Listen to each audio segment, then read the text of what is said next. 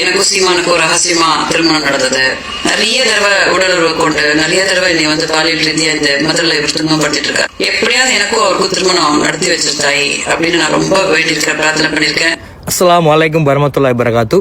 இப்போ அனைத்து உலக தமிழர்களும் பார்த்தீங்கன்னு சொன்னா கண்ணகி, சீதை, ஔவையார் போன்ற உத்தம பத்தினிகளின் வரிசையில் தற்பொழுது அக்கா விஜயலட்சுமி அவர்கள் வீட்டிருக்கிறாங்க. முதல்ல அக்கா காதலிச்சு கரம்பிடிச்சது பாத்தீங்கன்னு சொன்னா கன்னட நடிகர் சுர்ஜனோட. அதுக்கு பிறகு அக்கா தெலுங்கு நடிகர் ஜக்கேஷோட காதலிச்சு கரம்பிடிச்சவங்க.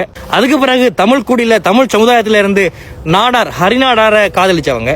அதுக்கு பிறகு உத்தம பத்தினி ஆகிய மதிப்புக்குரிய அக்கா விஜயலட்சுமி அவர்கள் மலையாள நடிகர் தர்ஷனை காதலிச்சு கரம்பிடிச்சவங்க. அதுக்கு பிறகு இத்தனை ஆண்களை கடந்து தமிழ் தேசியவாதி அண்ணன் சீமான் மட்டும்தான் தன்னை ஏமாற்றி விட்டார், 7 முறை கருக்கலப்பு செய்ய வைத்தார் என்று ஒரு மான தமிழச்சி மார்தட்டி இன்றைக்கு சொல்லிக் கொண்டிருக்கிறார் என்று சொன்னால் என்ன தமிழச்சி இல்லையா? உண்மையாவோடா ಇವ தமிழச்சி இல்லையೋ? ಕರ್ನಾಟಕದವ್ರನ್ನ ಯಾಕೆ ಇಷ್ಟು ಕೀಳಾಗಿ ನೀನು ಟ್ರೀಟ್ ಮಾಡ್ತೀಯ ಅಂತ ಹೋರಾಟ ಮಾಡಿ 8 ತಿಂಗಳ ನಂತರ ತಮಿಳವ್ರು ಬೇಕಾಗಿಲ್ಲ ನನಗೆ ಅಂತ ಅಷ್ಟು ಗೌರವದಿಂದ ನಾನು ಹೇಳ್ಕೊಂಡು ಬಂದಿದ್ದೀನಿ ತಮಿಳ್ನಾಡಿಗೆ. ತಮಿಳ್ನಾಡು ಬೇಕಾಗಿಲ್ಲಪ್ಪ ನನಗೆ, தமிழர் சவாசனே ಬೇಕಾಗಿಲ್ಲ, நானேನು அனாத்ல, நான் கர்நாடக இதப்ப.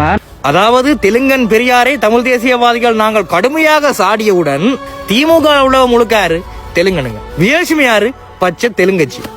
இப்ப தெலுங்கன் பெரியாரை தமிழ் தேசியவாதிகள் நாங்கள் கடுமையாக அடிச்ச அடியில எந்த பக்கம் திரும்புறது ஓரன்னு தெரியாம தெலுங்கச்சி விஜயலட்சுமியை கூட்டி கொண்டு அவள் சோத்துக்கே வழி இல்லாம இருந்தவர். சோத்துக்கு வழி இல்லாம இருந்து ரஜினிகாந்த் மன்னிப்பு கட்டி பிச்சை எடுத்த காணொலிலாம் நான் ஏற்கனவே பார்த்திருக்கேன். தலைவர் ரஜினி சார்ட்ட ரொம்ப பணிவா கேட்டுக்கிறேன். ரஜினி சார் நாங்க ரொம்ப ரொம்ப மன அழுத்தத்துல இருக்கோம். அப்ப அப்படிப்பட்ட ஒரு தெலுங்கட்சிக்கு 42,000 ரூபாய் காசு கொடுத்து அண்ணன் சீமான் மீது பாலியல் வழக்கு பதிஞ்சிருக்காங்களாம். யாரு? இந்த வந்தேரி தெலுங்கு திமுக காரங்க. அதாவது உலக தமிழர்கள் இந்த அரசியல் நல்லா உன்னிப்பா கவனிக்கணும். அப்படின்னு சொன்னா ஒரு பெண்ணை இந்த உலகம் வீழ்த்த முடியாத பட்சத்தில் அவள் மீது தொடுக்கின்ற முதலாவது விமர்சனம் அவளுடைய நடத்தையை விமர்சிப்பது. அதே போலத்தான் சமுதாயத்தில் ஒரு உயர்ந்த இடத்தில் இருக்கக்கூடிய ஒரு ஆணை கீழே வீழ்த்த முடியாத பட்சத்தில் இந்த உலகம் மடிக்கக்கூடிய ஒரே ஒரு ஆயுதம் அவனுடைய நடத்தையை கேவலமாக விமர்சிப்பது. அவன் மீது ஒரு பெண் வழக்கு, பாலியல் வழக்கை கொண்டே போடுவது. இதெல்லாம் நம்பர் காலத்து டெக்னிக்ராப்பா.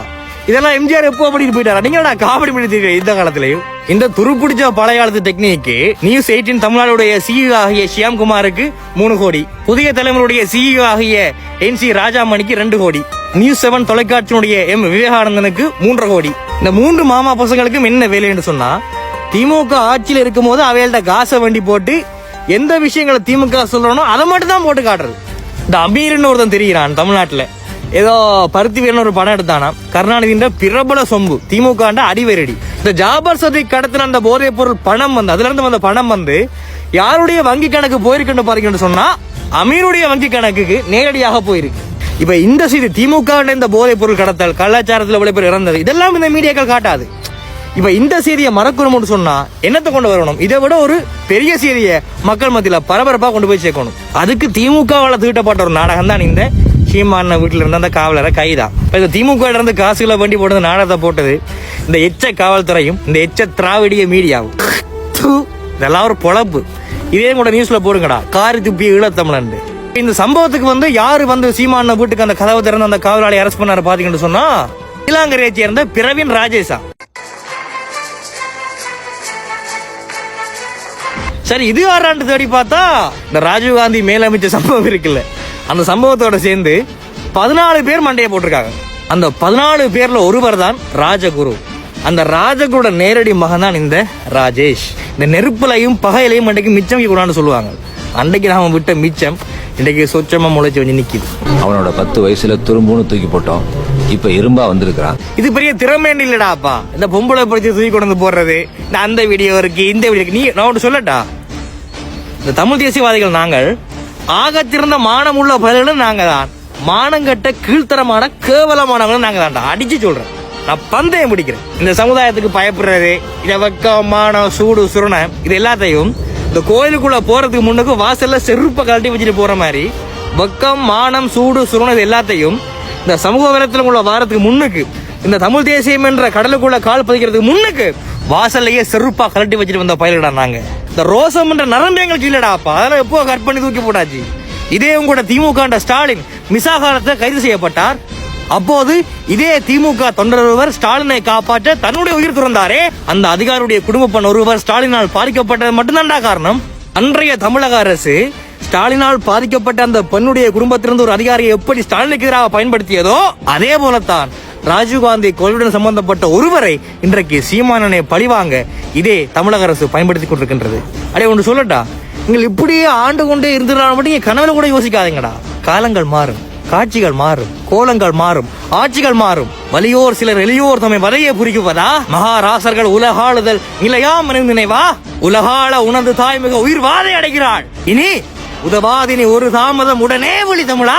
இதே நடிகை ஸ்ரீரெடியை வச்சு, இதே நடிகை நயன்தாரா வச்சு உங்களோட உதயநிதியை கவலைப்படுத்துறதுக்கு எவ்வளவு நேரம் ஆகும்? பாத்திமா பாபுவை வச்சு ஸ்டாலினை கவலைப்படுத்துறதுக்கு எவ்வளவு நேரம் ஆகும்? காவிரி ஆத்து தண்ணுக்காக நாகப்பாவை தூக்கிட்டு வந்த எங்கட வீரப்படகு நயன்தாராவை தூக்கிட்டு வந்திருக்கு எவ்வளவு நேரம் ஆகும்? நாங்கள் செய்தோமா? இல்லையே. காரணம் என்ன? நாங்கள் தமிழர்கள், நாங்கள் தமிழர்கள்.